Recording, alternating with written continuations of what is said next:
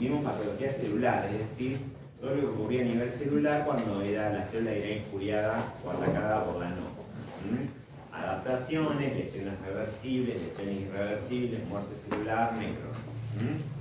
Después vamos a ver cómo se comporta lo que está fuera de la célula, que es el tejido conectivo intersticial vascularizado frente a esta agresión, que es el tema del taller próximo.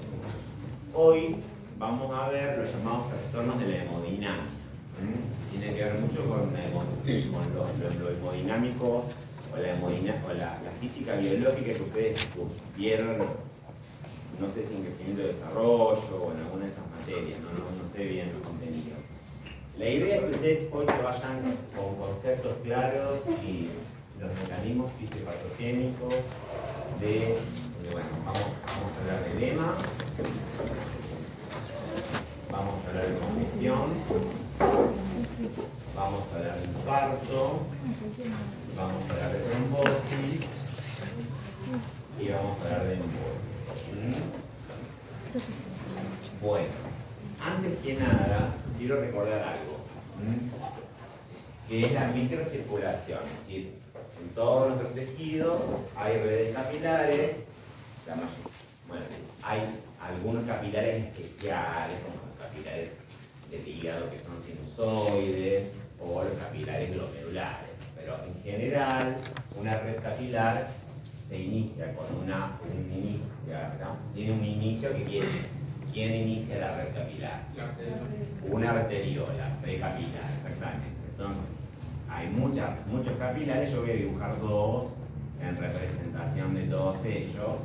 ¿Y quién, digamos, vehiculiza la sangre? Luego, la vélula postcapilar, exactamente. Recuerden que los vasos sanguíneos, estos tienen pared, tienen un endotelio, tienen músculo liso, la muscular, la media y la adventicia. La vena también tiene, pero menos muscular y endotelio. En cambio, el capilar, ¿qué tiene? Solamente ¿qué? Endotelio y una basal. Porque el capilar es un vaso sanguíneo que está especializado para generar intercambios. Entonces no tiene que haber pared media. Justamente en los tejidos, para que, acá hay una célula, por ejemplo, ¿no? Bueno, entonces, para que a esa célula se le provea desde la sangre oxígeno, glucosa, otros nutrientes, etcétera, electrolitos, tiene que haber un pasaje de elementos desde la luz capilar de la sangre hacia el espacio intersticial. Esto se llama presión de filtración, digamos que la determinó Starling, el mismo Starling, y que resulta de una recta, de una diferencia. ¿Cómo es la fórmula de presión de filtración? Menos oncótica del plasma, coloidosmótica del plasma, llámenla como quieran. Es decir, lo que sucede es que en este extremo, en el lecho precapilar, arteriolar, la presión hidrostática es muy alta. Si lo comparamos con una curva, digamos, con una evolución de la presión, es muy alta y genera, obviamente, o sea, acá al ser muy alta, empuja, va disminuyendo, obviamente. Digamos, es como, ¿vieron esas cafeteras donde uno empuja el café, la molienda, y se produce, digamos, el ultrafiltrado de ese café, por así decirlo? Bueno, eso es lo que se produce, un ultrafiltrado del plasma con el endotelio intacto. Es decir, los elementos que van a salir atraviesan las uniones interendoteliales, digamos, pero sin alterar, ni lesionar, ni interrumpir la anatomía normal del capilar. Entonces, lo que sucede es que sale obviamente un ultrafiltrado del plasma, y obviamente será un ultrafiltrado, es decir, agua y solutos de ¿qué peso molecular? Muy bajito. ¿Cómo?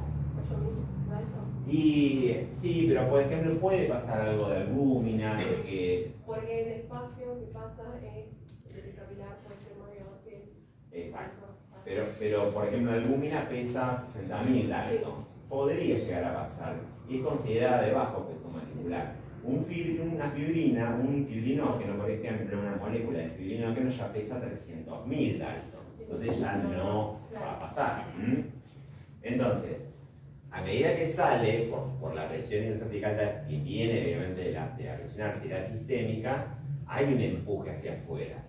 Pero existe la osmótica. La coloidosmótica del plasma es siempre igual. Se mantiene siempre constante, porque está determinada por qué? Por la proteinemia total. Por la proteinemia total. Todas las proteínas en conjunto generan, digamos, tienen una capacidad osmótica, por así decirlo. Entonces, cuando cae por una cuestión física la presión hidrostática, en este caso, digamos, se impone la presión osmótica y permite que reingrese el material ultrafiltrado a los capilares del lado venular. ¿De acuerdo? Así se produce el intercambio normalmente. No obstante eso, siempre queda un remanente por fuera del capilar de un 3 a un 5% de líquido, que ¿quién se encarga de esto? Un vasito linfático de la zona, que siempre hay, y la volemia se conserva porque ese 3 a 5% termina volviendo, retornando al sistema cardiovascular. ¿De qué forma? A la izquierda va el conducto torácico, a la derecha la gran vena linfática y se vuelca en el conducto yugulo subclavio izquierdo y derecho de la base del cuello. Muy bien. El yugulo subclavio y Vena cava superior. vena cava superior. Es decir, nada se pierde, por así decirlo. Y además, estratégicamente los vasos linfáticos están allí para hacerlos pasar por las cadenas linfáticas y procesar elementos que pueda haber, que son antígenos. Pero bueno, eso corresponde más a defensa, lo van a ver luego. Entonces, esto nos permite ya entender por qué se produce un edema. El edema, yo soy el loco de las definiciones, y es más, esos dos ejercicios que tienen ustedes, hay un ejercicio que es más bien conceptual, y otro ejercicio que yo les incluí un caso clínico, pero bueno, vamos a hacer una buena definición del edema. Cuando uno define una palabra en medicina, tiene que decir brevemente, sucintamente, el todo del concepto. Debe incluir el todo del concepto, el todo, digamos, del término, ¿me entienden? Entonces, levanten la mano y definan edema. Sí, Acumulación patológica normal de líquido en espacio intersticial y en cavidades visuales corporales como el peritoneo o el... la cavidad peritoneal, Sí. la cavidad pleural, la cavidad pericárdica. Ok. Sí, hay algo redundante, aumento patológico anormal. Yo diría directamente aumento patológico, o sea, digamos, acumulación patológica de líquido en el intersticio. Si estamos hablando por fuera de la célula, en los intersticios celulares. Y también en cavidades corporales, como las que mencionamos. Ese es el concepto de edema. Edema deriva, como yo les pongo en el ejercicio, de hinchazón, o sea, de oidema significa hinchazón, comparte raíz etimológica con oidipus, que es de pies hinchados, de tipo. Y les explico por qué. Si alguien leyó la fábula, bueno, es literatura griega, ¿no? Pero cuando el rey se entera por el oráculo que le dice, vas a tener un hijo, te va a matar y se va a casar con tu mujer, a partir de ese texto literario, Freud desarrolla todo lo que es el complejo edípico de una manera maravillosa, utilizando el recurso del mito. ¿Qué hace el rey? Tiene un hijo, lo cuelga de un árbol, se le hinchan los pies, por eso se le llamó Edipo. Como para ver el origen etimológico de las palabras. Uno empieza en el tercer año a aprender palabras y no entiende, digamos, edema. Bueno, ¿de dónde viene? Es interesante. Ahora, lo que vamos a hablar hoy es O sea, el edema se puede clasificar desde el punto de vista fisiopatogénico, es decir, con el mecanismo por el cual se produce, en dos. ¿Sí? ¿Y cuáles serían esos dos tipos de edema? Hemodinámico y inflamatorio. Claramente hoy vamos a hablar del edema hemodinámico, porque el edema inflamatorio vamos a hablar en el próximo taller. Si ustedes, no sé si ya vieron mi video de inflamación, o estuvieron pispeando, o saben algo sobre la tetrada de Celso. Bueno, Celso, antes de 25 antes, bueno, él nació al 25 antes de Cristo, se encuentran más o menos al principio del cristianismo, por así hace 2000 años observó los llamados signos cardinales de la inflamación aguda, que hoy por hoy siguen vigentes. Es decir, él observó que había rubor, que había calor, que había dolor y que había tumefacción. En realidad le llamó tumor, pero después, obviamente, por razones obvias, se le llamó hinchazón. Es decir, esa hinchazón es un edema, pero es un edema distinto al edema que vamos a hablar hoy. Ese edema, ese edema inflamatorio, es un exudado que después van a... por ejemplo, que no ocurre solamente en el tegumento. Un paciente que hace una neumonía por neumococo, ya están viendo streptococos. Bueno, el streptococo de neumonía es la principal causa de la neumonía adquirida de la comunidad. Genera dentro de los alveos la acumulación de la producción de un material lleno de líquidos, células leucocitarias, fibrina, que consolida, o sea, en vez de estar aireado, está relleno de un material. Eso es un edema, eso es un edema inflamatorio, un exudado que permite entender de la patología por qué uno, cuando examina al paciente y le pone las manos detrás y le dice que diga 33 o carretera, es decir, palabras con R, libera la zona consolidada por ese edema, porque hay una transmisión de la fonación a través de esa área de mayor densidad.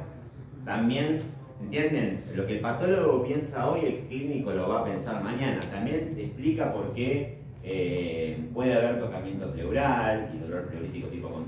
También uno explica por qué pone el estetoscopio allí y si está iniciándose la formación del exudado escucha crepitación, o sea, un ruido agregado al murmullo vesicular, que ustedes ya no están viendo el murmullo vesicular. Bueno, pero de ese edema nos vamos a encargar el laboratorio. Lo que vamos a ver hoy es de los disturbios de la fórmula de Starling, en realidad, porque estamos hablando de el edema que se produce por disturbios hemodinámicos. Y en esta cuestión siempre va a haber un aumento de la presión de filtración. Ahora, ¿qué puede suceder? Punto número 1. Matemáticamente puede aumentar la presión isostática, exactamente, en algunos casos. O bien bajar la presión coloidosmótica o osmótica del plasma. Hay un tercer mecanismo claramente que tiene que ver con ese 3 a 5% de líquido remanente que es drenado por el linfático. Entonces, cualquier obstrucción del drenaje linfático también puede generar un edema, pero un edema hemodinámico distinto, un poco más duro, frío. Uno lo puede ver, por ejemplo, en un carcinoma mamario, que esas células malignas, atípicas, van a ver lo que son las células neoplásicas indefensas, son células totalmente controladas y que se burlaron totalmente de las leyes del crecimiento y desarrollo, o sea, de la ley cromosómica que dice una célula moriste en 7 días, moriste en 3 días, moriste en 120 días. Y no de joder, hicieron cualquier cosa. Bueno, esas células neoplásicas les encantan los linfáticos porque son muy permeables, mucho más que una vénula, por ejemplo. Entonces las metástasis linfáticas los rellenan esos linfáticos de células, tapan, digamos por así, obstruyen el drenaje de linfa y hacen que la mama haga un edema medio duro y la piel se vuelve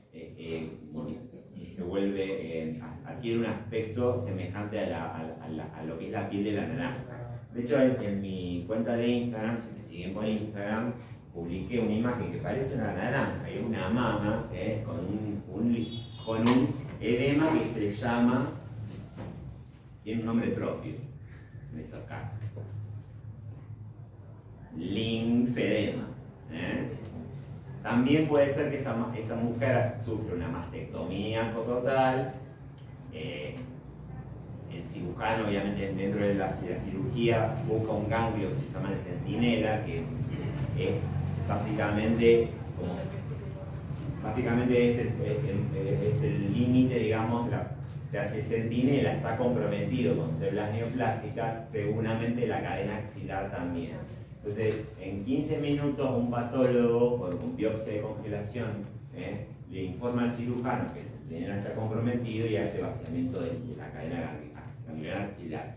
Un paciente que queda sin cadena, sin ganglios en la axila, obviamente no tiene drenaje linfático en el miembro correspondiente, entonces hace todo un linfedema en el miembro superior. Y él tiene la mano hinchada contra la mano flaquita, y es un linfedema diferente, duro, frío, difícil de resolver, no responde. Sí, porque no responde bien a diuréticos. A veces el drenaje linfático sí sirve, digamos, en lo manual, por así decirlo, elevar la mano, pero es muy difícil que la paciente quede con eso. Y después vamos a ver otra causa más rara. Bueno. Y hay un cuarto mecanismo. Hay un cuarto mecanismo que por ahí parece un poco incomprensible porque no está en relación con la fórmula, que le llamamos retención primaria de sodio y agua. ¿Por parte de quiénes? De los riñones. Ahora vamos a ver qué interviene ese mecanismo, que no es tan así poco importante como para dejarlo ahí en cuarto lugar. Bueno, lo más... bueno, la primera clasificación de los edemas es esta, de acuerdo a la patogenia, hemodinámico o inflamatorio. Ahora, después, en función de lo físico, de lo bioquímico, el hemodinámico recibe un nombre y es trasudado, que es esta cuestión del ultrafiltrado del plasma. Y este recibe el nombre de, ya se lo mencioné, exudado. Bioquímicamente, este tiene una densidad menor a 1013 y este una mayor a 1017. En el medio, vamos a ver que el exudado siempre, antes de ser exudado, va a ser un trasudado. Porque hay una explicación, porque hay una perturbación de la fórmula. ¿Pasa? Karen. Disculpen.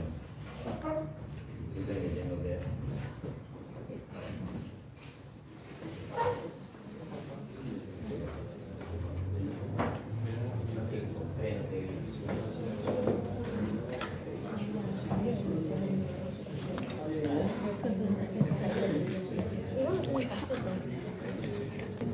Esto sirve mucho porque a veces hay edemas que, por ejemplo, en la cavidad pleural o en la cavidad abdominal, donde se hace una toracocentesis o una paracentesis, se llaman, para analizar ese líquido y definir si es un trasudado o un exudado. Si es un exudado, probablemente hay un proceso inflamatorio, generalmente asociado a anosas microbiológicas y requiere un tratamiento antibiótico. Entonces, si es un trasudado, no. Hay mecanismos, hay una perturbación de la fórmula de Starling, no pasa nada. Bueno, no pasa nada, no. Hay que efectivizar. Yo empiezo por este mecanismo porque me resulta mucho más práctico de entender. Es decir, situaciones donde la presión oncótica disminuye, o sea que esto que se mantiene constante baja, digamos, se vuelve menor. Por lo tanto, la presión que se encarga de chupar, por así decirlo, del lado capilar capilar baja, entonces se mantiene este líquido que sale y no vuelve. Entonces, pensemos en situaciones donde puede pasar esto, que haya una hipoproteinemia. Bueno, la compañera menciona el síndrome nefrótico, que no voy a entrar ahora síndrome nefrótico, pero en el síndrome nefrótico ustedes van a aprender en defensa que está causado, como todo síndrome tiene como un conjunto de signos y síntomas causados por diferentes patologías, que habrá que ver cuál es. En cualquier síndrome nefrótico hay una gran pérdida de proteínas por orina. ¿Cómo se llama eso cuando hay proteínas en orina? Proteinuria. Pero la proteinuria del nefrótico es masiva, se pierden más de 3,5 gramos por día, mucho. También puede ser alguna patología en el hígado, ya que el hígado es el que produce la albúmina y la que está en más concentración. Bien, o sea, cuando el hígado no produce, el hígado que es el gran productor de proteínas, tiene alguna, digamos, un daño importante, como en el caso de la cirrosis, que también es un tema que no vamos a abordar, pero me quería quedar por un poquito con esto. Acuérdense que en una orina completa, cuando la pidan, no debe haber proteínas en el líquido, o sea, no, las proteínas no están totalmente ausentes en el pis, en la orina. ¿Por qué?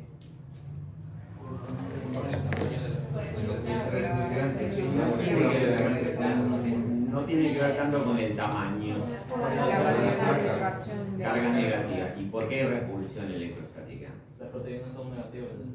¿Qué proteínas? De plasma. ¿Sí? ¿Y quién las repele?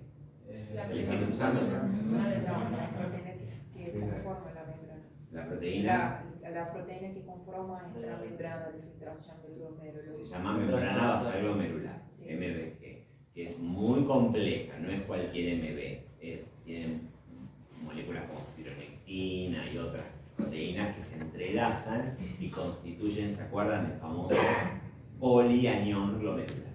Poli porque tiene muchas cargas negativas y eso genera la repulsión. Bueno, sí, la compañera habla de un problema hepático donde no se produce. Perfecto, las pierdo, no las produzco. En la cirrosis, por ejemplo, la cirrosis no es una patología. La cirrosis podemos definirla como la vía final común de muchas hepatopatías que llevan a ese estado final.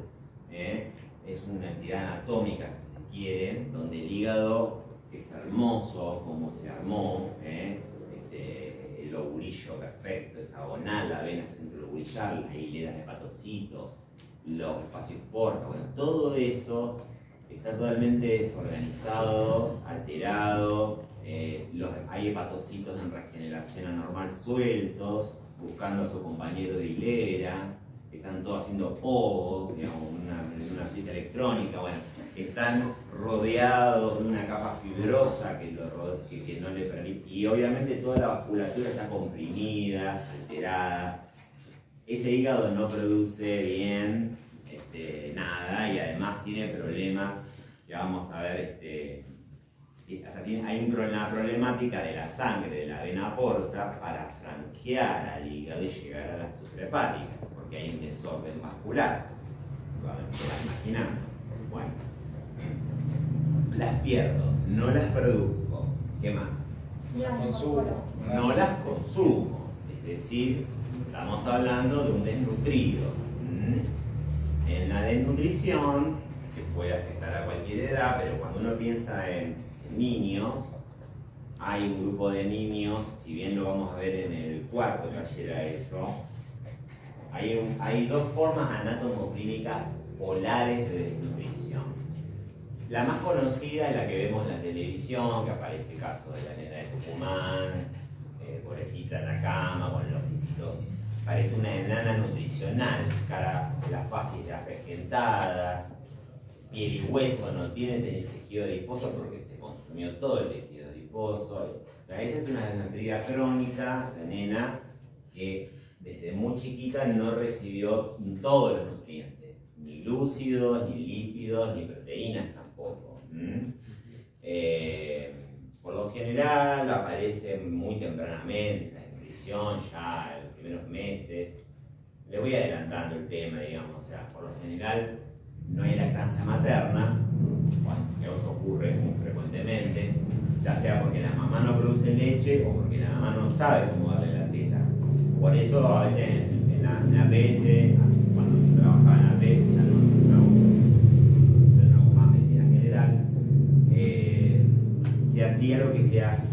llama, o sea, reuniones con primerizas para enseñarles las técnicas de amamantamiento, que es una estrategia de lo que se llama APS, ya que estamos repasando algunos temas. No. Dentro del sistema de atención primaria de la salud, identificamos grupos vulnerables como mujeres primerizas que no van a poder amamantar porque no saben cómo darle la teta, cómo cambiar, cómo iniciar digamos, la lactancia a las 2 horas, que digamos, cómo vaciar, bueno, todo eso, porque les duele, entonces rechazan al chico, entonces van a buscar la leche. No, hay toda esa estrategia aplicada a un grupo vulnerable entra dentro de las estrategias de la llamada APS Preventiva. no, Emocional. Selectiva, como puede ser también la búsqueda de familias que no llevan a los chicos a vacunar. Eso es dentro de APS, esa salud para todos, no para pobres, para todos.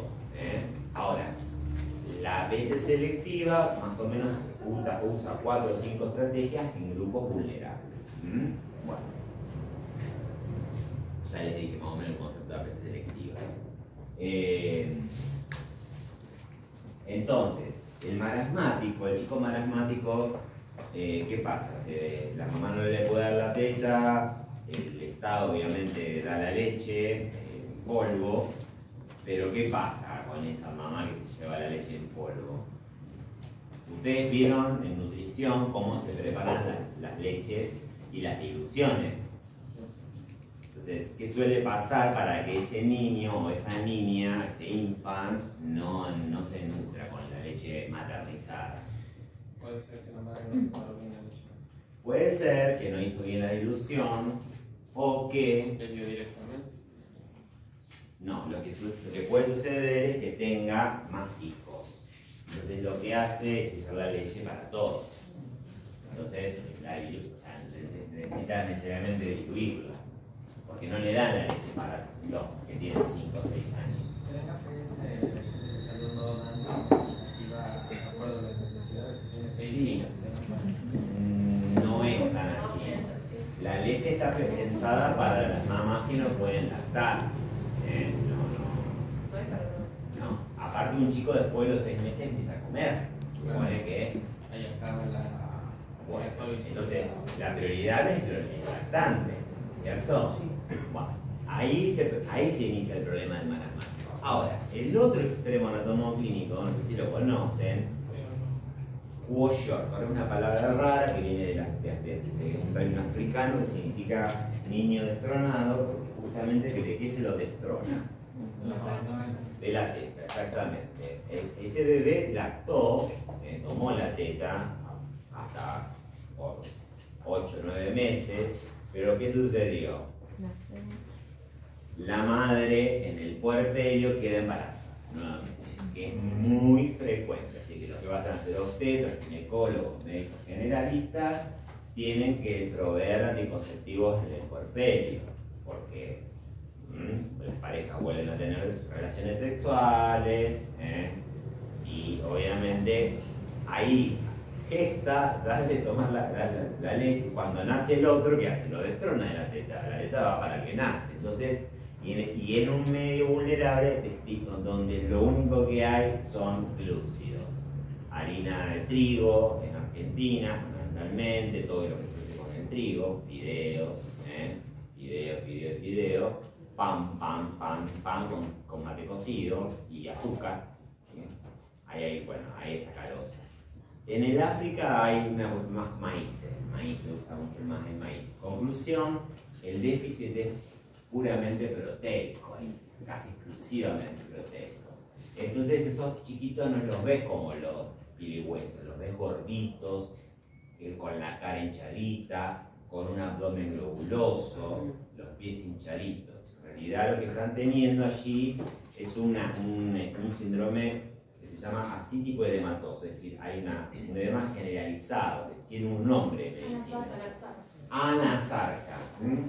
Que ana significa hacia atrás, sarca es carne, es decir, la carne la carne como vuelve hacia arriba o hacia atrás, como que bueno, de ahí viene la palabra nasarca. Ana significa hermana, Messi significa que el paciente recuerde lo que sucedió antes del motivo de consulta. Eso es lo que estamos preguntando. Messi, memoria, Ana hacia atrás. Entonces, si yo veo un chiquito con la pancita regordete y veo el enano nutricional, digamos, que es piel y hueso, ¿a quién interno primero?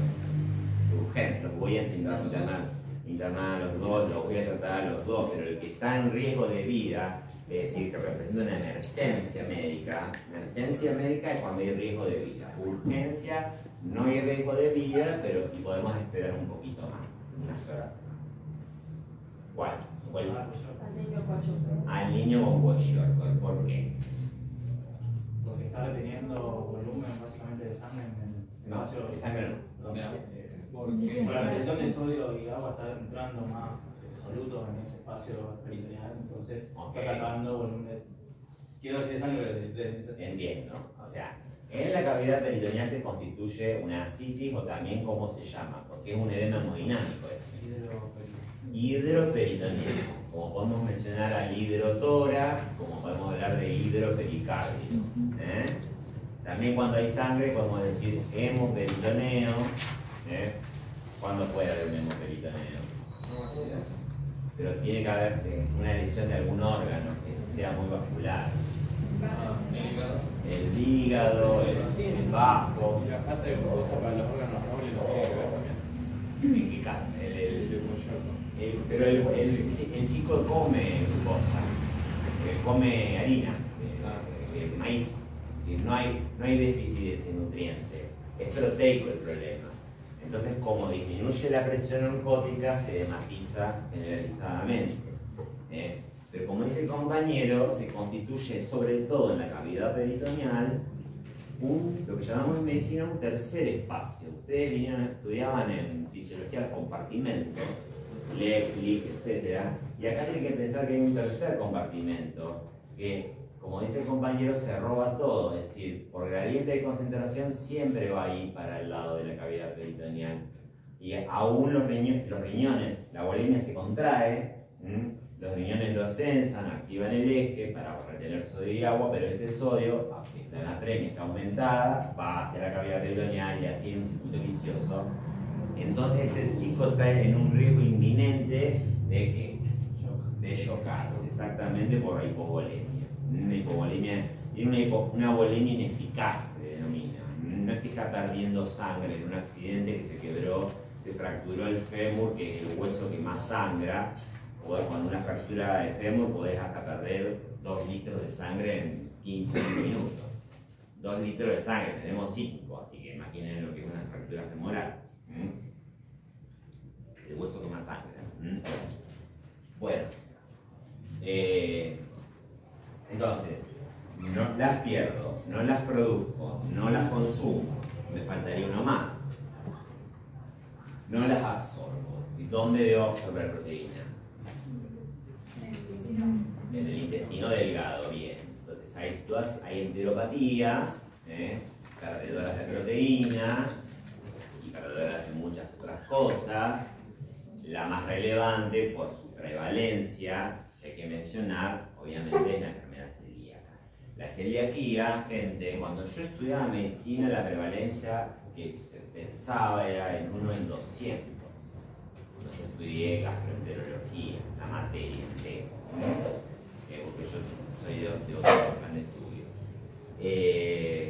Ahora la prevalencia se piensa en 1 en 20. O sea que acá somos más de 20. Algún celíaco tiene que haber. Y si lo sabe, lo sabe. Si no lo sabe, ojo cuando come harina y se hace distensión abdominal o hace una esteatorrea. ¿Qué vendría a ser una esteatorrea? Eso, con grasa. Claro, una esteatograsa real de diarrea, es una grasa maloliente, negruzca, se pega mucho al inodoro y es muy característico esa grasitud que se pega. Uno mira siempre las S cuando va al baño, ¿no? O alguno no las ve. Siempre uno mira el producto de su digestión. Sí, eso viene de una etapa de nuestra constitución, que es la etapa anal expulsiva. A ver también nos sirve también para ver qué pasa. Digamos, no va a ser que tengamos una melena. ¿Qué es una melena? Sí, obviamente marca una hemorragia digestiva, pero ¿en qué nivel del tubo digestivo? Es negro. Es negro por acción del ácido clorhídrico, es una caca negra, también maloliente, pero no se pega, y es alta porque sangra o el esófago, o el estómago, o la primera porción del duodeno. Es decir, el punto de corte entre la hemorragia alta y la baja, ¿cuál sería? Está el duodeno y después ¿qué está? ¿Qué es lo que marca el límite del cuando el duodeno hace así y ya se convierte en yeyuno, ¿cómo se llama eso? Viene así, es anguloso. El ángulo de Trace. Todo lo que sangre por arriba del ángulo de Trace es alto, será melena. Todo lo que sangre por debajo será una hemorragia digestiva baja y ya no tendrá esa. Tendrá ya estrías de sangre o una verdadera hematoquexia, se llama, o enterorragia. Estoy divagando. Bueno, volvamos. Estábamos con la celiaquía, la pérdida. Entonces, en todas estas situaciones hay una disminución de la presión oncótica y por lo tanto se produce edema. En esa pareada que yo les puse en el ejercicio, tenían que poner el mecanismo fisiopatogénico y algunas patologías. Fíjense que ya estuvimos hablando mucho de eso. O sea, que corroboren que hayan marcado cirrosis, desnutrición, enteropatías cardiovasculares de proteínas y síndrome nefrótico con este mecanismo. Bueno, ahora vamos a ver los mecanismos del edema por aumento de la presión hidrostática, que es más complejo de entender. Imaginen que yo tengo un corazón de un paciente. ¿Vieron que están en el problema número 2? ¿Ustedes? ¿Cómo se llama? ¿Pedro? Ok, que consulta por línea. Tiene edemas periféricos y tuvo un episodio de dolor precordial previo. Perfecto, bueno. Lo más probable es que Pedro tenga un corazón de qué tamaño. Una cardiomegalia y sobre todo por afectación de qué ventrículo. Bien, es decir, no sabemos por cuál es la causa, porque no hay problemas con un caso clínico, para ideas, tormenta de ideas. Las causas pueden ser muchas, pero que por lejos la mitad de los corazones dilatados, y por lo tanto un corazón dilatado es un corazón fofo, hipocontráctil, insuficiente. Suficiente para expulsar ¿qué? Por minuto. Perdón, por latido. ¿Qué? Más o menos se expulsan por latido 70 mililitros. ¿Cómo se llama eso? Volumen sistólico, exactamente. Son 70 mililitros latidos, ¿no? Ahora, ¿y la frecuencia cardíaca? Vamos a promediarla en 70. ¿En qué se expresa? Latidos por minuto. El producto de estas variables hemodinámicas constituyen el volumen minuto cardíaco o el gasto cardíaco, exactamente. Acá suprimimos latido, numerador denominador, y nos queda 70 por 70, 4.900, redondeamos 5.000 mililitros minuto. Eso es lo que pasa por el corazón, ese volumen de sangre, en un minuto. En estado de reposo, en estado de ejercicio pasará más, porque aumenta la frecuencia cardíaca, aumenta el volumen sistólico. Pero imaginen un paciente que tiene un corazón hipocontráctil, ya sea porque, bueno, la principal causa de la mitad de los pacientes con un corazón dilatado insuficiente en nuestro país, en nuestro lado del hemisferio occidental, fundamentalmente, ¿cuál es? Chagas. No, el Chagas no. El Chagas es una Obesidad o hipertensión. Obesidad o hipertensión. Insuficiencia. obesidad. Hipertensión crónica. La hipertensión arterial, chicos. La hipertensión arterial, les voy aclarando, afecta a 1 de cada 3 humanos. O sea que uno de cada 3 de nosotros va a tener hipertensión. Y después de los 60 años afecta a 2 de cada 3. Por ende, muchos padres de ustedes o abuelos son hipertensos, toman sus pastillitas, ¿no? ¿Sí? Sí. Okay. De cualquier manera, muchos hipertensos no saben que son hipertensos, pero eso lo vamos a ver en hipertensión arterial.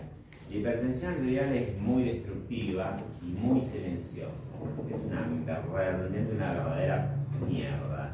Y nosotros tenemos que estar muy atentos a esta enfermedad porque es la más frecuente en la medicina.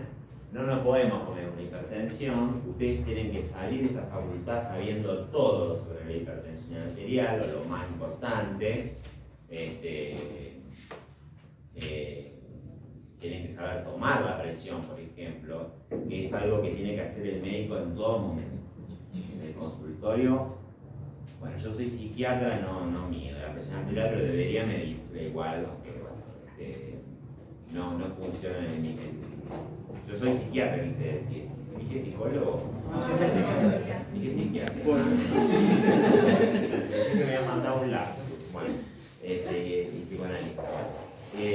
Conclusión. Encima ahora, después de la post-pandemia, estamos viendo muchos chicos con obesidad y los pediatras, que por muchos años no midieron la presión arterial, el único que decía tomen la presión arterial a los chicos era el doctor Traina, que falleció, para descanse, el profesor mío, y el doctor Gavini, que somos de ese grupo de formación de Traigorria, que vienen obviamente los tensiómetros especiales para los chicos. Bueno, ahora que me dicen, chicos con 150, 100, o sea, mucha obesidad infantil, los pediatras están hablando de un estado de dinapenia, es decir, falta de dinamismo, no tienen energía o voluntad de hacer cosas los chicos, están con la tablet tirados. Hay un analfabetismo deportivo, es decir, no quieren hacer deporte, bueno, hay toda una problemática post pandemia de eso. Bueno, la hipertensión arterial, chicos, es una enfermedad más importante. La diabetes está en ascenso, la diabetes está en un 7º lugar, pero ahí en ascenso va a ser la enfermedad del futuro. Y obviamente las farmacéuticas están contentísimas, con lo que cobra la insulina. Es la enfermedad que más rédito le va a dar a las farmacéuticas, hasta que se descubra una cura, trasplante pancreático, qué sé yo. Bueno. Pero después puede pasar como en este caso, no sé si van a llegar a ver, es un corte de un órgano hueco que pasa paralelo al eje mayor del órgano, o decir, es longitudinal. Yo les expliqué que siempre para hablar de los cortes, los planos de sección, usan 2 términos. Si es paralelo al eje mayor del órgano, que es de arriba hacia abajo, es longitudinal. Ahora, si es un corte así, perpendicular al eje mayor, es transversal. No sé si lo miran, ¿no? ¿De allá lo logran ver? No.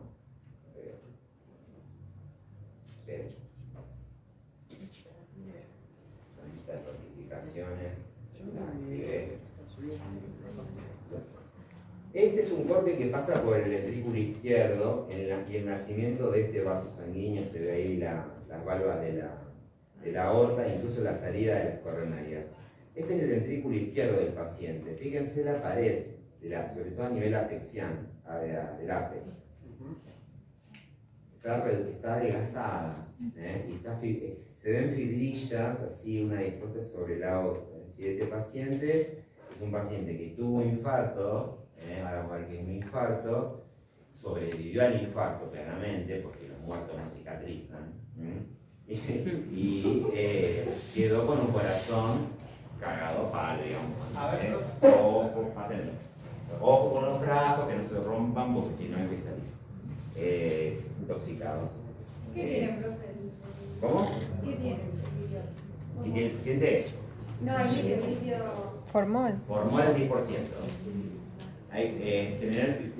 Si uno saca de una autopsia un órgano y lo deja en la bandeja, a los 2 días papilla. Entonces, gracias al formol, al 10%, que tiene que estar en una proporción de 10 a 1 con el peso en gramos del órgano, logra penetrar y fijarlo y por así decirlo, inmortalizarlo. Hay algunos órganos que tendrán 70 años, otros 100, otros 80, otros 50, 40. Lo que pasa es que la fijación en formol obviamente le cambia mucho de la morfología de los órganos.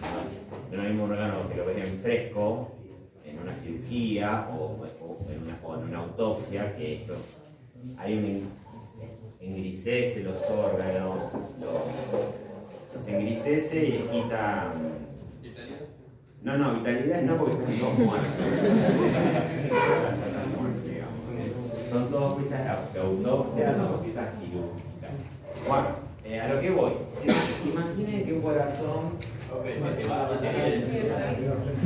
Bueno.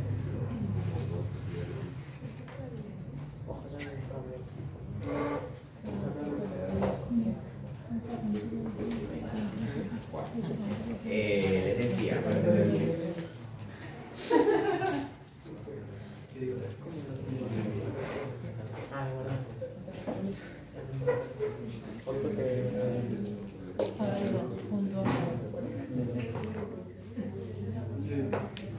si por aorta, este corazón, esta es la aurícula izquierda, ¿no? Si por aorta tiene que sacar 70 mililitros de latido, ese corazón no va a sacar 70 mililitros de latido, va a sacar 50 mililitros de latido. Entonces, bueno, compensatoriamente, ¿qué va a pasar respecto de la fórmula? Aumenta la frecuencia. Aumenta la frecuencia cardíaca, por eso los insuficientes cardíacos crónicos son taquicárdicos. Es más, agregan un ruido al R1 y R2. ¿Ya vieron el R1 y el R2? Bueno, ¿saben a qué corresponden cada sonido? ¿Saben los 5 focos ocultatorios? ¿Ya lo vieron? Bueno, resulta que hay 2 ruiditos más que van a ver teóricamente en defensa. El R3, que es el que se ve en la insuficiencia cardíaca, porque al estar el corazón dilatado, el vaciado, el llenado diastólico impacta sobre la superficie endocárdica de un corazón dilatado y hace un ruido agregado entre el R1 y el R2. En vez de ser loop loop, es loop. Si vos además le sumás la taquicardia, tenés que es el ritmo de galope, típico del insuficiente cardíaco. No siempre presente, es un elemento más. Bueno, entonces, a ver, si yo tengo que sacar por acá 70 mililitros latidos y saco 50, ustedes tienen que pensar, obviamente, no vamos a plantear lo que pasa hacia adelante, vamos a plantear lo que pasa hacia atrás. Es decir, ¿qué pasa con el volumen de sangre en la aurícula izquierda? O sea, si esos 20 mililitros quedan, es decir, hay una rémora, digamos, hay un enlentecimiento del flujo, si se quiere un encharcamiento o si se quiere, no progresa, digamos, la sangre a la velocidad que tiene que progresar. Entiéndanlo como una autopista o una calle. Yo hoy vine de Roldán, yo vivo en Roldán, entré por autopista, entré por Pellegrini. Bueno, imaginen que están arreglando algo y en la Pellegrini hay una sola salida. Entonces, ¿qué pasa con los autos? Están saliendo y ¿qué pasa con mi velocidad? Voy, no. Y por eso surge el término congestión vehicular. Entonces, ya que estamos, definamos qué es congestión.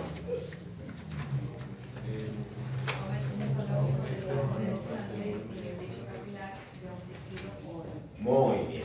Aumento patológico del volumen de sangre. Esto es importante lo de patológico, porque muchas veces aumenta el volumen de sangre en un lecho capilar con el objetivo de proveer más sangre al tejido. Por ejemplo, si uno sale a correr, los músculos de las piernas requieren más sangre, obviamente va a haber más sangre, más vuelco de sangre en los lechos capilares, pero ya estamos hablando de un aumento anormal y hace que los capilares se repleten de sangre. Y hay un término muy elegante que ojo con lo que iba a ser traumatismo cráneo, la queja 107 y una intoxicación al alcohol. Les decía, ¿dónde estaba? Sí, cuando los capilares se repletan de sangre, pero de una manera patológica, se llama ingurgitación capilar. Entonces, si yo vengo manejando y pasa que el ventrículo izquierdo no me hace progresar la sangre, empieza a haber acumulación anormal, obviamente una rémora en la aurícula izquierda que tiene a dilatarse. ¿Y quiénes desembocan en la aurícula izquierda? ¿Cuántas son? 4. Bien, en realidad, bueno, después van dos para cada pulmón. Entonces, también hay una rémora en las venas pulmonares grandes, y las venas pulmonares reciben sangre como afluentes de quiénes. Bien, hablando ya en términos de la microcirculación. ¿De los capilares de pulmonares? Sí, pero ¿de qué elemento de la red capilar? A ver, pensemos en los pulmones. ¿Dónde están los capilares pulmonares? Sí, pero ¿en qué parte de los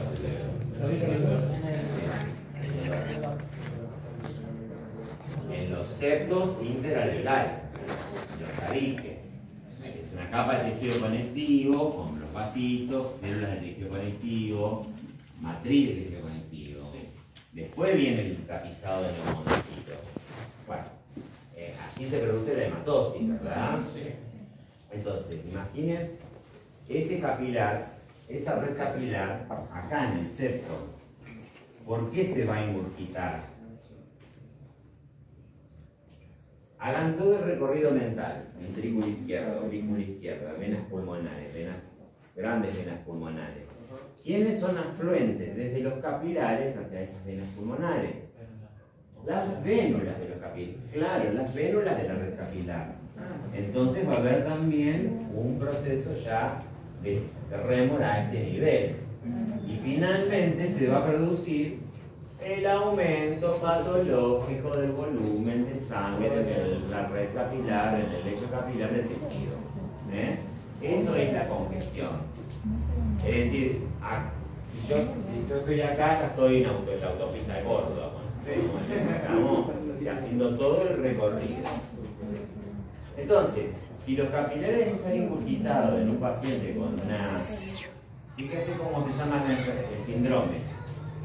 Insuficiencia cardíaca congestiva, y en este caso le ponemos izquierda y crónica.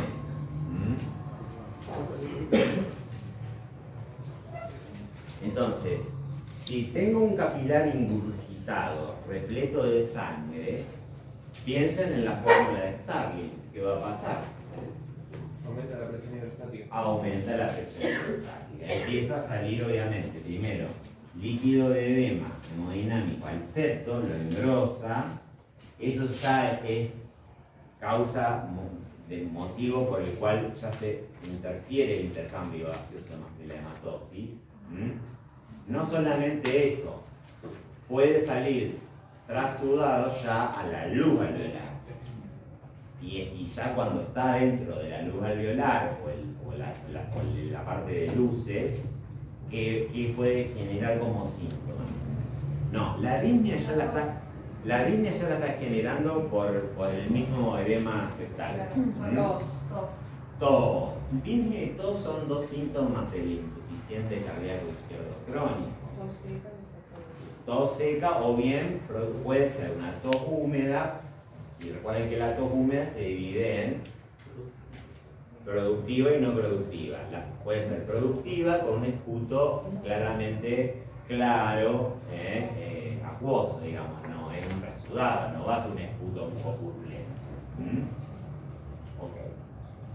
¿Entienden entonces por qué Pedro puede tener disnea? Porque claramente tiene un proceso de congestión que lleva a provocar edema por aumento de la hidrostática, edema septal, que interfiere con la hematosis, e incluso puede haber algo de tos, que lo podríamos poner, si hacemos una historia clínica, como síntoma agregado que surge de la anamnesis. Pero usted estuvo con un poquito de tos, o tos, bastante tos, sí, te está haciendo mal, o sea, agregamos síntoma agregado. O sea, de la anamnesis surge que hay tos. Eso todo producto de o sea, yo quiero que entiendan cómo es el recorrido retrógrado del proceso. Y a esta congestión se la llama ¿por qué pasiva? Porque los capilares, pobres capilares, se ingurgitan por una problemática del ventrículo izquierdo. Es decir, se, digamos, ligan, por así decirlo, una problemática, digamos, anterógrada, como si yo viniera manejando y me encuentro con un piquete. Bueno, ya directamente estamos en problemas, congestión vehicular. Bueno, algunos autos salen de la calle, bueno, esos autos deberían hacer un trazo de así.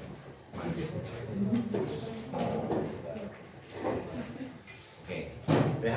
Ahí tenemos un gran ejemplo de lo que es la congestión y el vínculo que hay entre congestión pasiva y edema. Porque fíjense cómo cómo se ingurgitan los capilares por toda la rémora y termina provocando un edema por aumento de la hidrostática.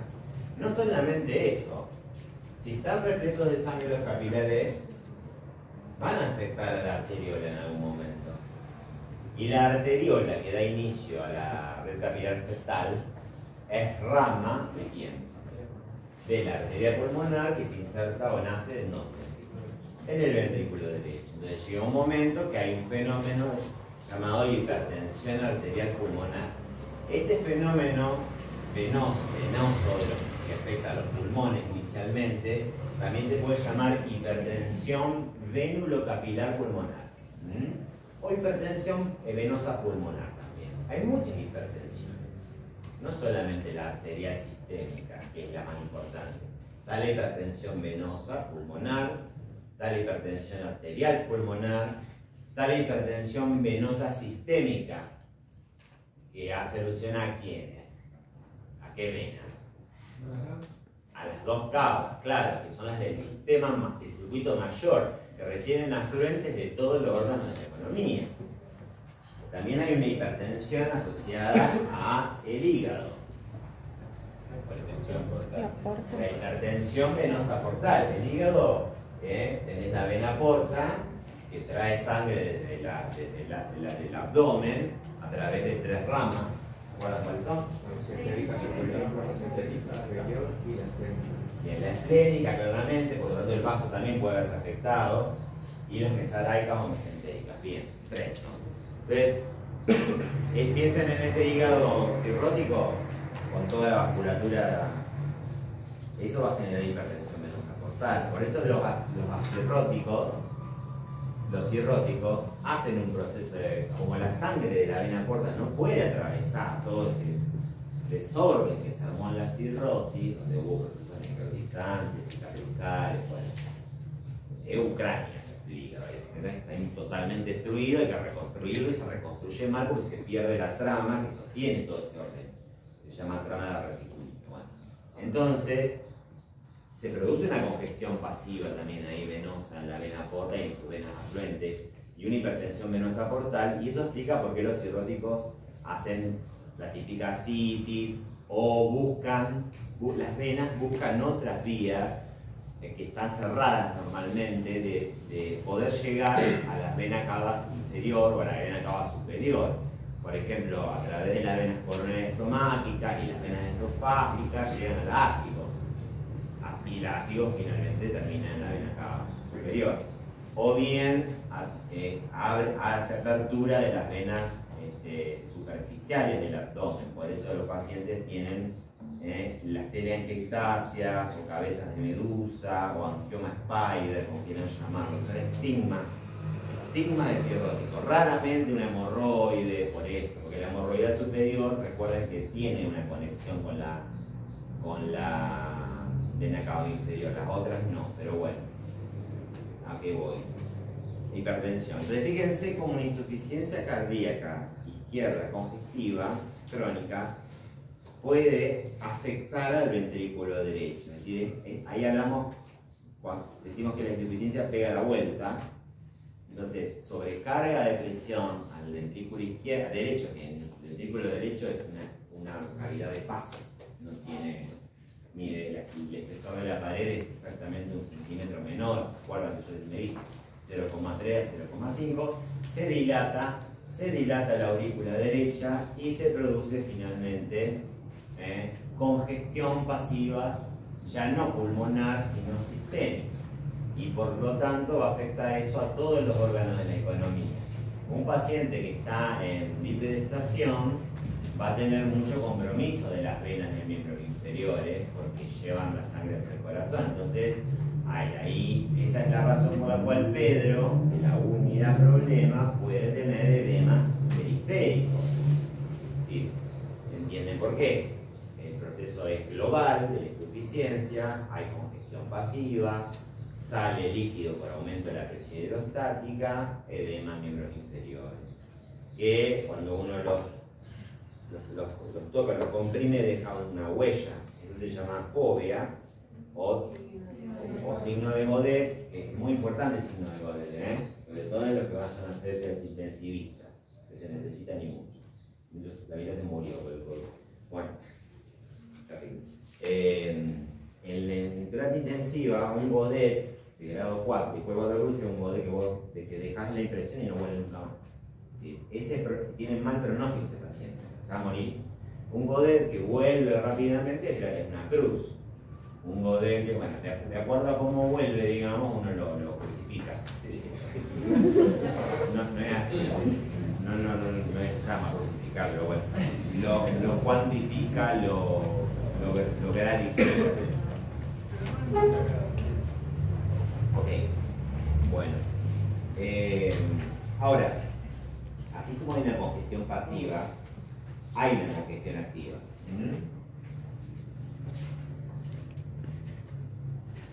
¿Qué entienden, pues? O sea, hay un proceso de vasodilatación, entiendo, de qué estructura vascular. ¿Cómo se llama? Exacto, de qué estructura vascular de la red capilar. ¿Quién se va? ¿Quién vasodilata? ¿Quién dilata? La arteriola precapilar. Pero con el objetivo de llevar más sangre capilar. Por la acción de sustancias vasoactivas que relajan el músculo liso arteriolar y logran la apertura de los esfínteres precapilares y los capilares se ingurgitan, pero porque, a ver, yo necesito llevar sangre al lecho capilar. Necesito sangre porque voy a utilizar los elementos que tengo en la sangre. Entonces, ¿en qué proceso ustedes entienden que ocurre la congestión activa? En ejercicio. Está bien, en el ejercicio o en los síndromes febriles, donde no se puede, los chicos se ponen rojitos, hay, pero eso podemos considerarlo. ¿Tensionales en qué sentido?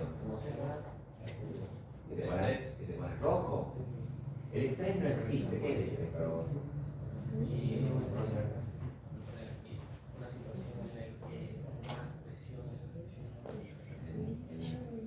El estrés, la verdad que no, es un invento de un tipo en el año 50 que la verdad que no entiendo qué es. Hay un estrés médico, claramente, está la patología del estrés, que se produce cuando vos tenés riesgo, correr riesgo de tu vida. O sea, estás sangrando mucho porque tuviste un accidente, hiciste una cirugía, estás en un postquirúrgico.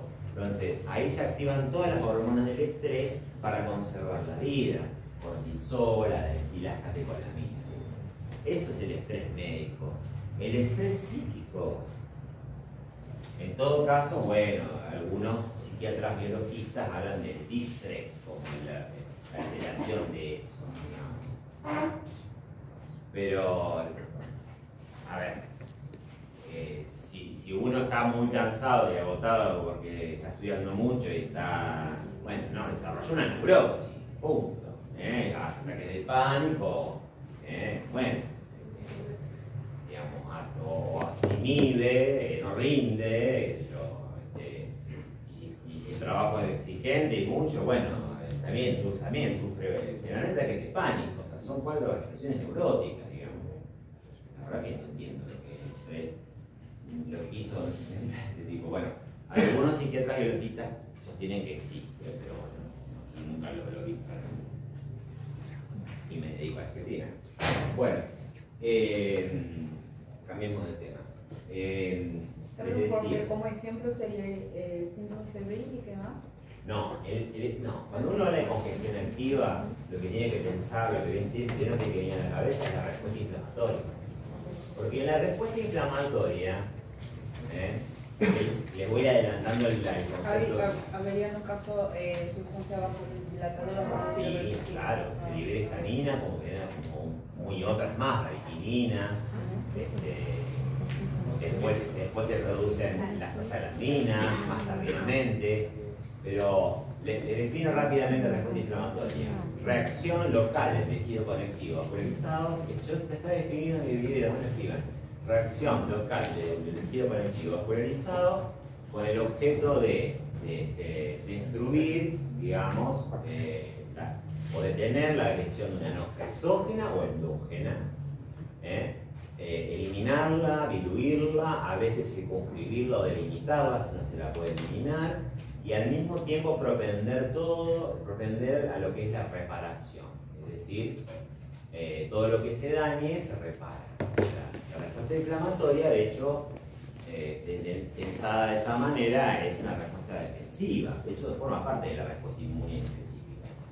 Pero yo a lo que voy, y recuerden a Chelson, o sea, la arteriola se dilata para aportar más sangre en el capilar, porque yo en la sangre tengo inmunoglobulinas, tengo fibrinógenos, tengo agua para diluir un tóxico, qué sé yo. Tengo también leucocitos. Y les voy advirtiendo que el leucocito más abundante, ustedes saben cuál es el leucocito más abundante. Lejos.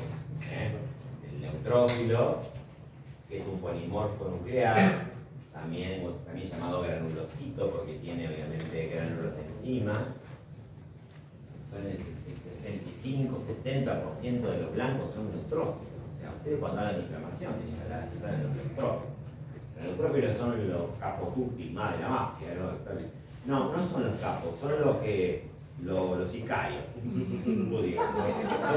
Son medio estúpidos, duran 2 días y se mueren y se convierten en piecitos.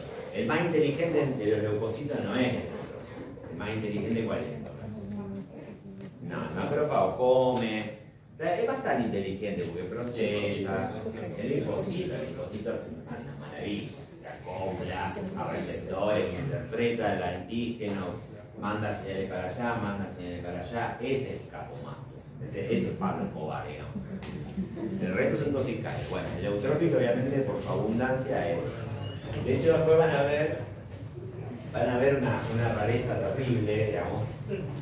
En un momento esto, chicos, que parece sencillo ahora estudiarlo, cuando se veía el microscopio la inflamación, un tejido con inflamación, se veía un neutrófilo acá en la luz, porque obviamente lo vamos a ver, y un neutrófilo en el intersticio.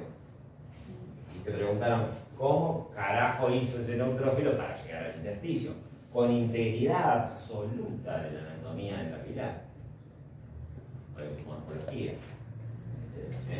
Es como que se hubiera teletransportado.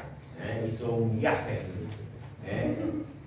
Bueno, después vamos a ver cómo lo hace, que realmente es un mecanismo muy complejo, pero yo lo simplifico bastante.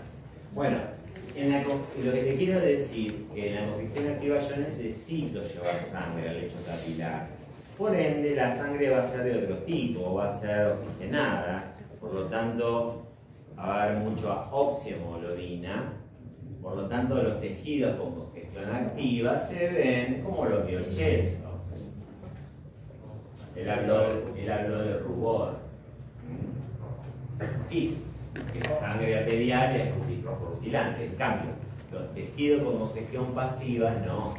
El rojo es más azulado, exactamente. Fríos, cianóticos, está bien. Y también la sangre arterial es caliente, eso también explicaría. Después vamos a explicar la Chelsea por qué hay dolor. Y también por qué se produce la hinchazón, porque también es complejo.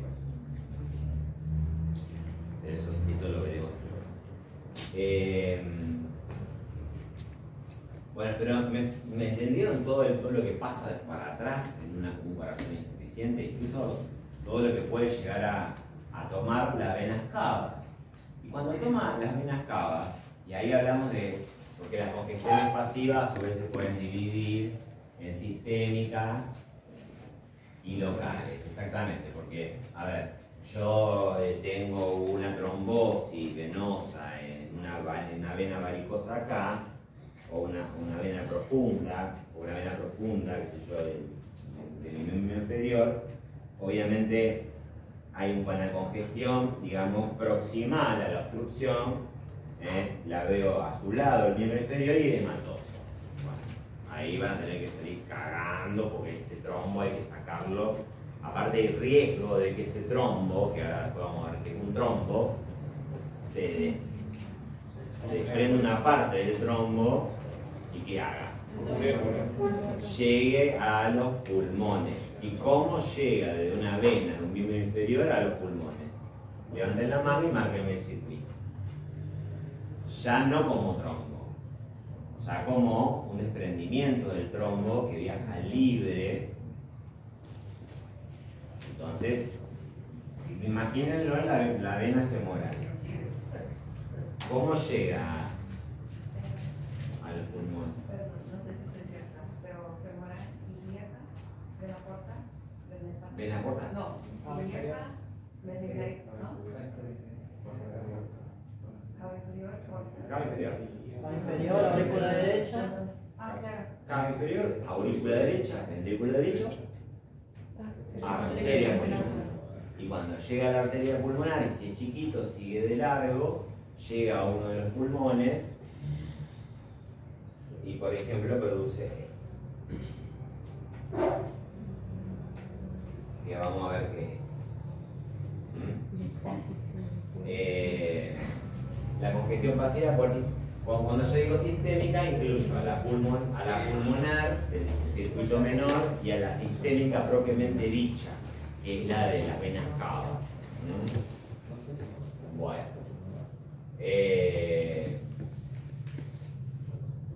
El infarto. Supongo que este frasco que estuvo dando vueltas es un paciente de 65 años, no sabemos el sexo, pero claramente dice ahí infarto y aneurisma, es decir, el paciente pero eso no es un infarto agudo de miocardio. ¿Estamos? Ollando. Porque tiene cicatrización. Es decir, es un paciente que tuvo 1, 2, 3 infartos de agudo de miocardio, lo llevamos a unidad coronaria y bueno, le mandaban estreptoquinasa, le colocaban un stent y más o menos salía, pero lamentablemente el músculo necrótico, el miocito necrótico miocárdico, digamos, cuando lo perdemos, el miocito, ¿hay posibilidades de recuperarlo? No, porque estas células son permanentes, no hay mitosis, son como las neuronas. Pues lo único que queda es, ahora lo van a ver después, desencadenar una respuesta inflamatoria para remover esa necrosis. Bueno, en definitiva, ¿qué es un infarto? Concepto. Vamos a cambiar de intervención. ¿Es una qué? Área me gustó más. Área de necrosis isquémica. Yo diría, para utilizar una palabra un poco más potente, por interrupción brusca del revertir. Ahí está. Vos sos follower de mi video, ¿eh? Raramente sucede que se interrumpe el drenaje venoso. No, es residual, eso es insignificante. O sea, piensen en un corazón. Tenemos la arteria coronaria derecha y la arteria coronaria izquierda, ¿no? La arteria coronaria izquierda a su vez se divide en hecha y en hecha, ¿no? Circunfleja, arteria descendente anterior y posterior de la izquierda y la derecha. Van a ver que acuérdense que las coronarias llevan el 98%, 95% del flujo. ¿A quién? ¿Pero a qué parte de la derecha? Al seno de boca. ¿A qué parte? ¿A quién? La vena coronaria. No, miren. La anterior, la descendente de la izquierda, ¿a qué irriga? Está bien que intervencionar. La parte anterior. Cara anterior. del ventrículo izquierdo. Y la Y parte derecha. un poquito del ángel. Y 2/3 anteriores del ventrículo. ¿La coronaria circunfleja? Todo lo que es el borde izquierdo, la parte Lateral. Sí, la cara anterior. Parte de la cara anterior. Parte de la cara anterior del ventrículo izquierdo de la aurícula izquierda, pero fíjense que todo va al ventrículo. Sí. Incluso la llamada arteria coronaria derecha. Y un 40% no es que irriga nódulo sinusal, no estoy perdida. ¿40%? Irriga, la irrigación del nódulo sinusal, un 40% está dada por una rama de la circunfleja. ¿O no? La irrigación del nódulo. Del nódulo. Tanta sangre para el nódulo. No, ese era el porcentaje de que fuera esa, porque si no podía ser por la arteria coronaria. No, el 40% me parece que. No, porque el 40% está dado por la derecha, entonces sería por la coronaria derecha. El 60%. Pero el 40% puede ser una dominancia. No, yo lo que tenía entendido. Pero no tiene nada que ver con el nódulo.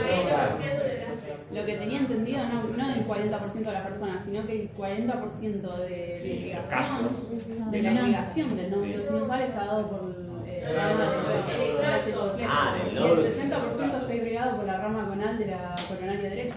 Claro. Pero no de caso, o sea, no es como que están.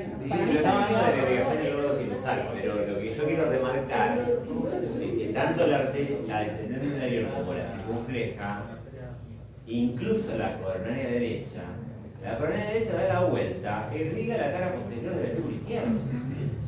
Y el tercio posterior de la vena ventricular. Hay ramitas para las cavidades derechas y la auricular, pero todo va al ventrículo izquierdo, porque es la bomba. Tucumán, la bomba. Bueno, entonces, supongamos que tenemos en este corazón. El paciente hace una interrupción brusca del riego arterial. Y yo estoy dibujando acá esto, que a ver qué puede llegar a ser. Se tragó una bolita. No me gusta. ¿De dónde vendría ese émbolo? A ver, te doy la oportunidad, porque puede ser. Es más para Dr. House. Haceme el recorrido. Para que en la... Un émbolo, vos sabés que es una masa esa. Bueno, no siempre es sangre coagulada. En el 99% de los casos es una masa de sangre coagulada que viaja libre por la circulación y que tiene un origen trombótico, es decir, parte de un trombo, porque los trombos, a diferencia del émbolo que viaja libre, ¿qué tienen de peculiar? Adherencia a la pared. Eso es lo que define un trombo. Nosotros cuando hablamos de trombosis en embolia, chicos, estamos hablando de hemostasia patológica. Porque la hemostasia está diseñada ¿para qué? No, para que no nos desangremos. Para eso está diseñada la hemostasia. Si vos te cortás, se activa, hay tapones planetarios, activación de la cascada de coagulación, trombina, fibrina, manchas, o sea, todo bloquea el sangrado. O sea, para eso está diseñada la hemostasia. Ahora, en la trombosis y en la embolia se utiliza la hemostasia con fines espurios, por así decirlo. Porque un trombo, por ejemplo, no puede ser definido como un coágulo. Un coágulo obviamente forma parte de lo fisiológico. Es un tapón para que no sangre más.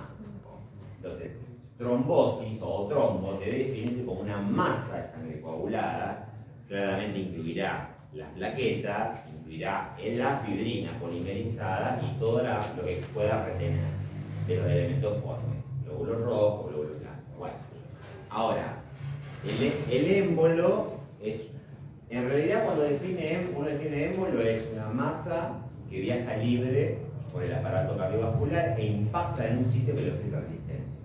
No se dice masa sangre coagulada porque en un 1% de los casos la composición es distinta. No, o sea, no es sangre coagulada de desprendimiento trombótico. ¿Saben esos casos? Son raros. Bueno, el émbolo graso no te digo que es frecuente, pero es de los infrecuentes el más frecuente. ¿En qué caso vos sospechás que un paciente está haciendo una embolia grasa? Fractura. De hecho, yo vi un paciente que se moría por una embolia grasa. No vi. Un paciente mío que contra mi voluntad la interna no libero, se escapa de libero, choca un camión, va acá al Centenario, tiene una fractura clavicular. No le hicieron nada, porque los locos no sirven, los locos son descartables, lo mandan ahí sin ningún tipo de intervención traumatológica de la médula ósea, que es grasa, de la clavícula, hace un desprendimiento y se muere con una embolia, con un ACV isquémico por embolia. Bueno, esa es la causa principal. Después hay émbolos muy raros. Sí, ahí tenemos un obstetra que en una cesárea se zarpó y metió instrumentación y laceró algún vaso y pasó líquido amniótico al vaso. Eso siempre Eso siempre y sí, porque bien, él menciona la palabra iatros, iatrogenia. Iatros, médico. Genia generado por el médico. Cuando nosotros también nos podemos constituir como noxa. Cuando ustedes vieron la UP1, ¿consideraron al médico como noxa? No, bueno, lo que debemos de hacer es no ser noxas.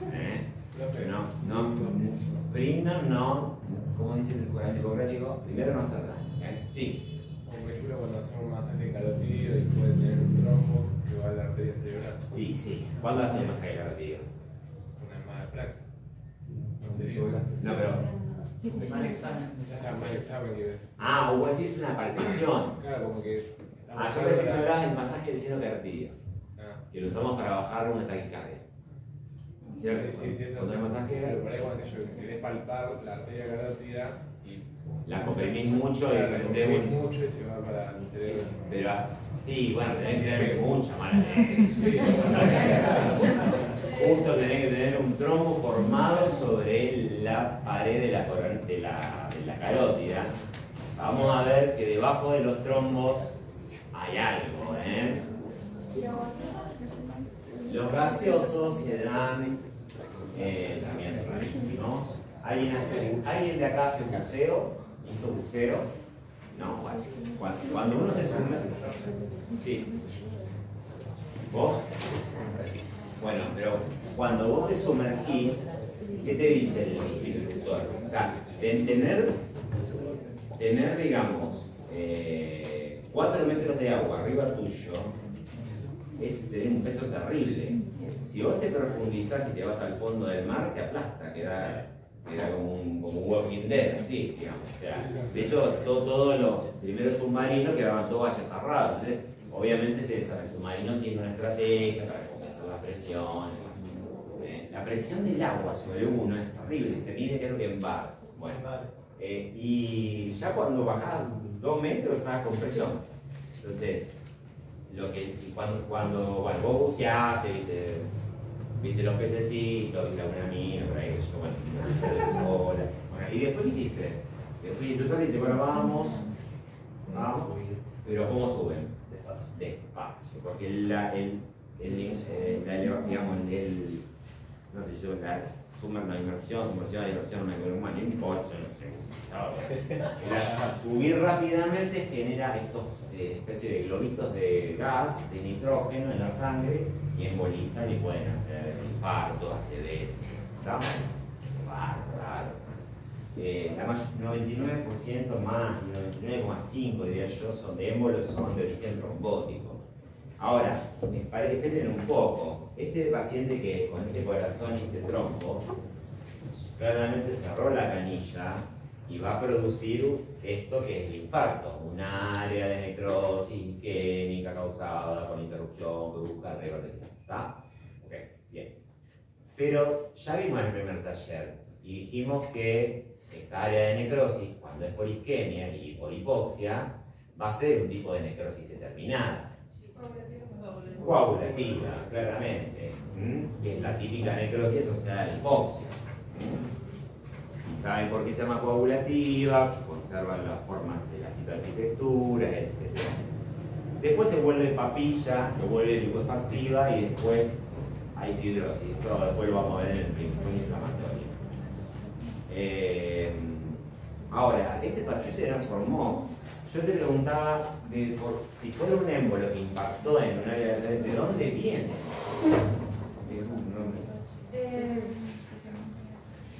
Pues ya existe esa posibilidad, pero es muy raro. Puede venir del seno coronario, ¿no? ¿De a qué le llamas seno coronario? Si ingresa el émbolo por la aurícula derecha, ingresa por el orificio del seno coronario, y así se distribuye el... Si la arteria coronaria anterior. Si obstruye el ascendente anterior, podría estar en la coronaria izquierda, digamos, en el inicio de la coronaria izquierda. Sí, tiene que entrar la masa y hacer, pero la cosa. ¿Y de dónde tiene que salir el trombo? Perdón, el émbolo. De origen trombótico. ¿Dónde está el trombo, quiero decir? ¿Dónde está el trombo que desprendió para llegar a la coronaria anterior? No sé si te refería a una placa en el... No, puede ser. El inicio de la aorta. El inicio del callador. Ahí nomás. Por el seno de Gonzalo, no sé. Ustedes vieron las coronarias, ¿no? Sí. Nacen ahí nomás, al lado de los senos de las valvas. Claro. Y tienen una dirección casi así. O sea que, si viene un émbolo de origen trombótico, ¿dónde está el trombo? No, es un trombo generalmente intracardíaco. El ventrículo izquierdo. Puede estar en el ventrículo izquierdo, puede estar en la aurícula izquierda. Los trombos, chicos, se pueden clasificar de muchísimas maneras. Rojos o blancos, de acuerdo a su color. De acuerdo a su localización, no. Venosos, arteriales, capilares e intracardíacos. Yo en mi historia de Instagram puse un corazón que tienen todas una válvula aórtica, todas masas que han destruido o han lesionado el tejido valvar de la valva, la comieron, y esos son trombos, llamadas generalmente verrugas o vegetación. Una endocarditis infección,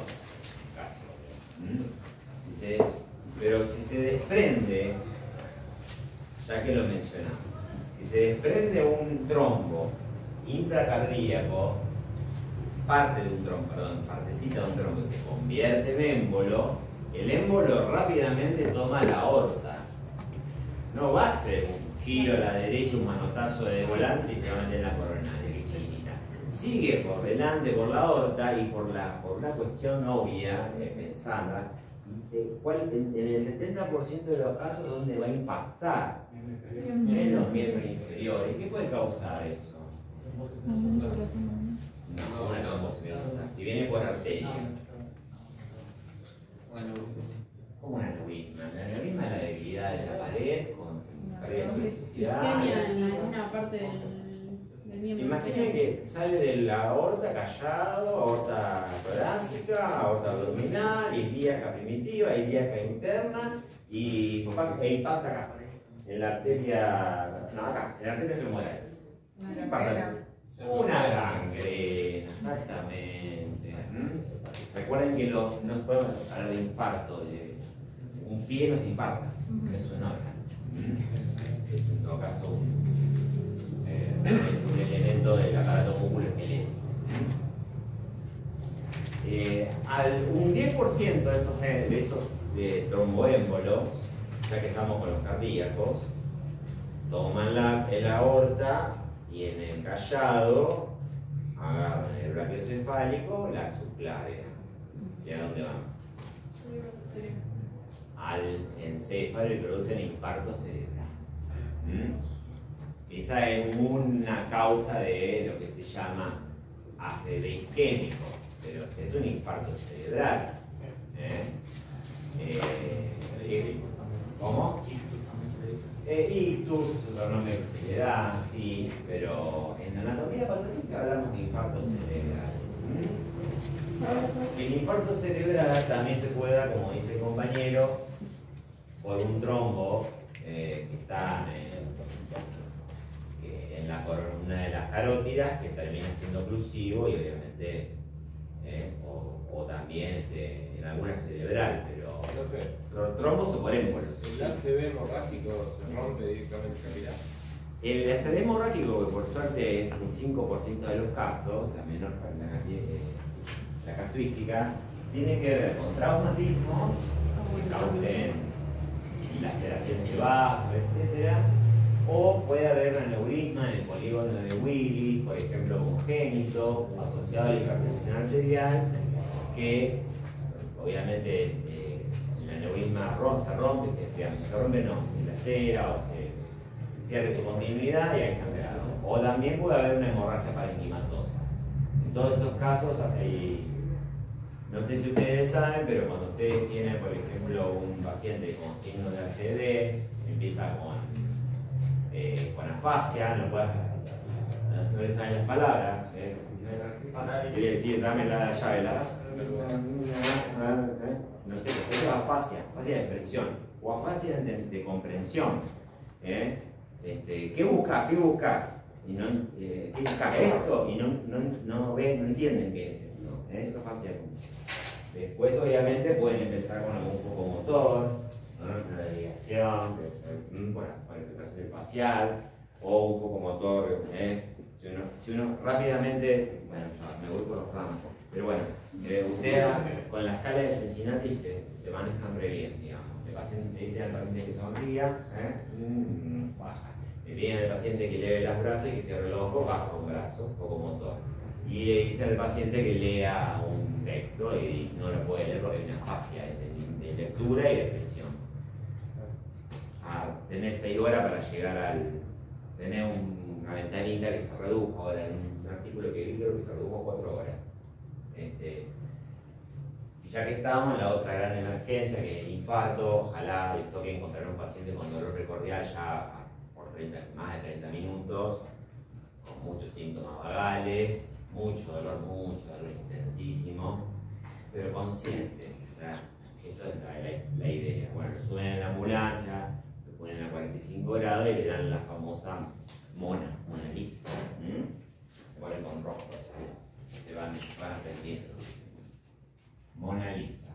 Morfina, porque queremos calmar el dolor. Morfina calma el dolor, endovenosa, Si no le calmamos el dolor, el paciente puede chocarse por el dolor. Hay un shock que se llama neurogénico, que está causado por el dolor. Un paciente que tiene una fractura, que está gritando del dolor, que tenemos que calmar el dolor. Si no tienen morfina, donde no hay, usen tramador, que es un derivado de la morfina. O oxígeno, mascarilla y alto flujo, porque justamente a tratar de que lo poco que llegue, si es isquémico, hay que proveerle el mayor oxígeno posible.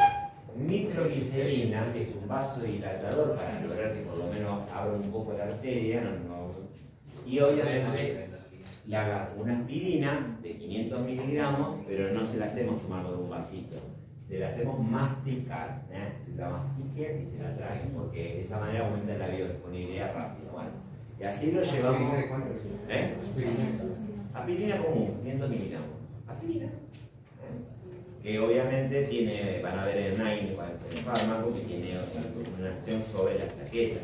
Es un antiagregante plaquetal. Entonces, bueno, sí, inhibe la COX plaquetaria y eso hace que, bueno, digamos, hace difícil que la plaqueta se fije al factor de Bonfilio, naturalmente. Y por lo tanto, por ejemplo, a un hipertenso crónico, un diabético, crónico no vida. A un diabético le damos una aspirineta todos los días de 100 miligramos para que mantenga inhibida como agregante plaquetario. Si le cae mal el estómago, tenemos otra opción. Bueno, me estoy haciendo hablando del infarto cerebral, que suele ser, puede ser por trombos en las carótidas, más carótidas fundamentalmente, por eso, o por émbolos. El infarto cerebral tiene una peculiaridad que hace que la definición de infarto no pueda ser esta área de necrosis coagulativa. Sí, como es una excepción, en el concepto no lo podemos decir, decimos área de necrosis isquémica, porque en la masa encefálica el infarto sufre necrosis licuefactiva. Esto yo lo explico en mis videos. El encéfalo está encerrado en la calota, no hay lugar, no podemos dejar ahí un tejido, una necrosis coagulativa ocupando un lugar. Entonces tenemos que ir, la glía, o sea, y la microglía sobre todo, propenden a limpiar ese material. Primero, bueno, van a leer muchísimas teorías de por qué hay licuefacción. El Robin dice que como hay pocas proteínas, no hay tanta desnaturalización proteica. A mí nunca me satisfizo, nunca me dio un orgasmo esa explicación, vamos a decirlo en términos académicos. Entonces investigué un poquito y bueno, lo que más me satisfizo fue el hecho de que vieron que en la necrosis coagulativa les expliqué que en un momento el pH es ácido, claramente, ¿no? ¿Por qué es ácido?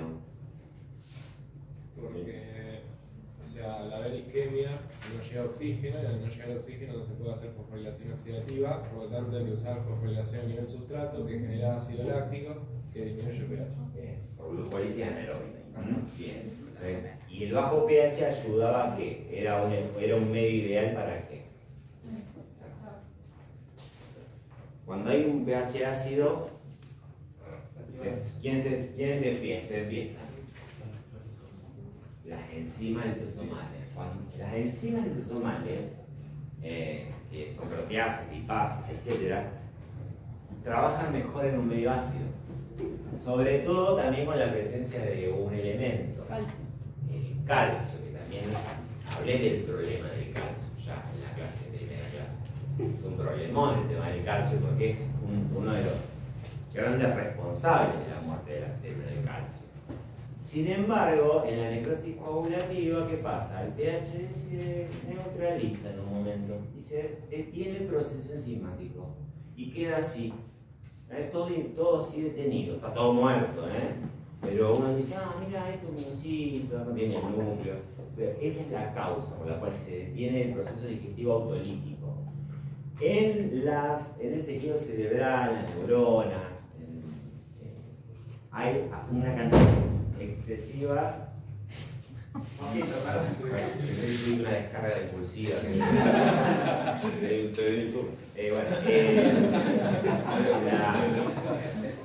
En las neuronas hay muchos ácidos grasos, la mielina, la célula neuronal es muy lipídico el cerebro. Entonces, ¿qué quiere decir? Hay ácidos grasos, hay muerte de las células y muchos ácidos grasos dispersos. ¿Qué son los ácidos grasos? Ácidos. Entonces, eso mantiene el pH y favorece la acción lítica de las enzimas de la neurona.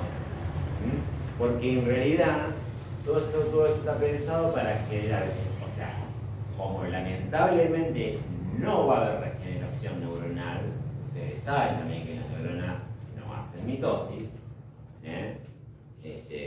lamentablemente, se tendría una cabeza anciana. Bueno, ¿qué es lo que propende, digamos? Se propende a que deje una cavidad. En vez de ocupar un espacio, que deje una cavidad. Se licúa, la microglía de la adrena, la fagocita, ¿está? Esa sería la explicación un poquito más muy fina de por qué hay necrosis icosarquina. En general los infartos son siempre iguales, son siempre triángulos, en mi opinión, son así, así, así, en el bajo, son así, así, todos son triángulos. Como por ejemplo, bueno, acá en este corte del vaso está cortado, está fileteado, tiene todas estas franjas así, blanquecina, pálida. Recuerden que este es un órgano que en vivo, en fresco, perdón, se vería rojo vinoso, se ve en gris se ve, o rojo grisáceo en todo caso, o rosado grisáceo. Y hay un área pálida, que si ustedes la ven, después véanlo cuando termine de ahí viene la palabra infarto, porque los primeros médicos que vieron los infartos, cuando se podían abrir los cuerpos, porque los cuerpos no se podían abrir, porque no lo permitía era un sacrilegio. Entonces se robaban dentro del cementerio, y bueno, había tráfico de cadáveres. Después habrían todos los cuerpos, estaba 80. Bueno, acá en esta misma sala, que le iban a arreglar y pintaron nomás dos cosas. Iba a hacer un anfiteatro, bueno, estamos igual. Bueno, acá, cuando había autopsias, que había todo, hace 50 años había, no sé, 3 autopsias por día, porque se querían, sacaban algún órgano interesante y lo ponían acá, se veía en fresco, digamos, donde sacaban los trazos. Se enseñaba así la patología. Bueno, hacemos lo que podemos. Lo que pasa es que no se hacen autopsias, a veces una por mes. ¿Por qué le parece que no se hace una autopsia?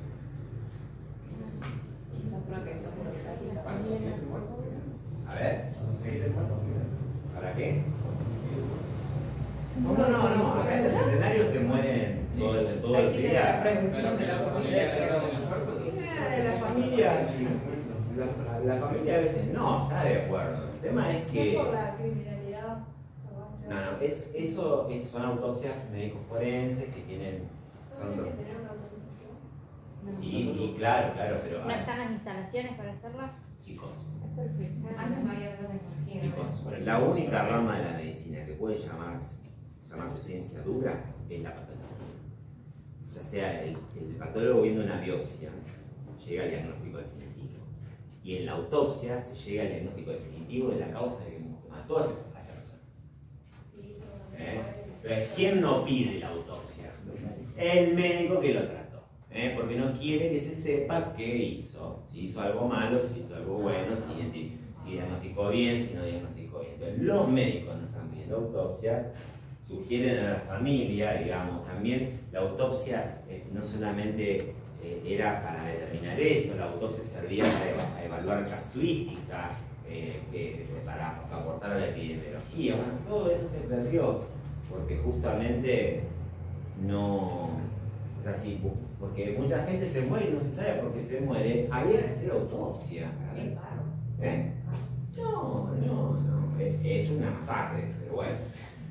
En el video que yo les pongo hay parte de la autopsia, no está completo, pero bueno. Tienen que tener un poquito. Yo no soy patólogo, claro, pero bueno, sí. La autopsia. No, es que en realidad el médico, si el paciente se le muere y no supo bien por qué se murió, debería pedir una autopsia. Chicos, bueno, lo que les quería remarcar es esto antes de que se vayan.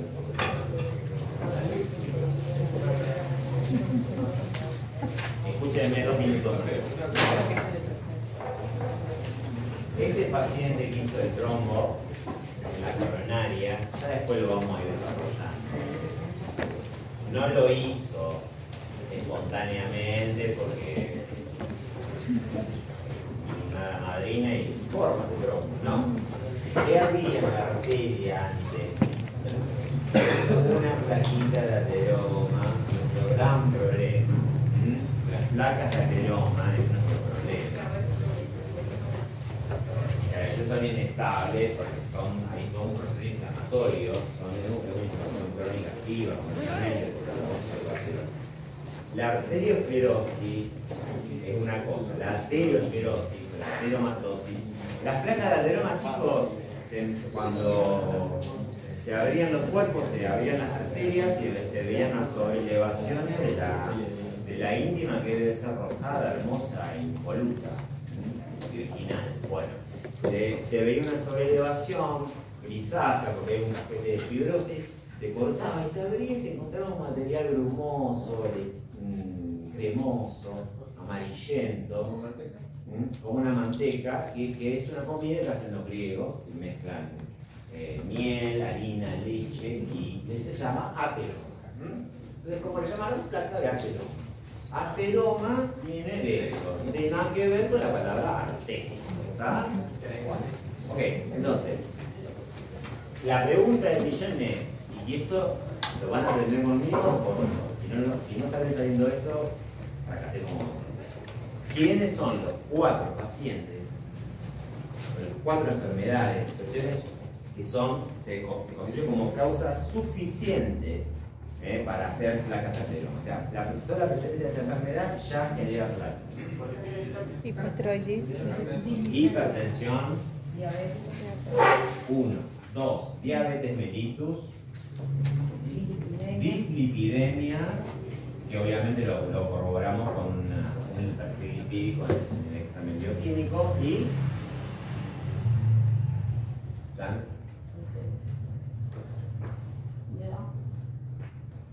¿estaba aquí? El tabaco.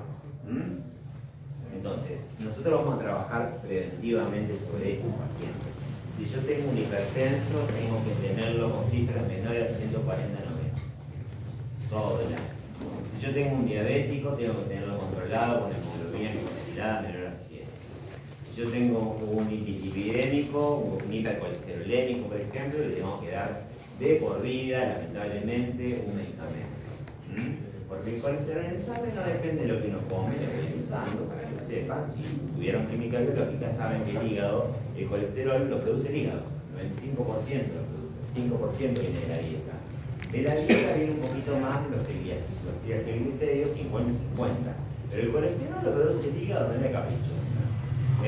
Seas atleta, no atleta, vegano, vegetariano, carnívoro, no importa. Puede tener 400 de colesterol y ser Messi. ¿Estamos? Bueno, entonces le tenemos que dar una estatina de por vida. Y al tabaquista lo invitamos a... Bueno, sobre esa placa que se rompe, Fede, se forma el otro año. ¿Está? Bueno,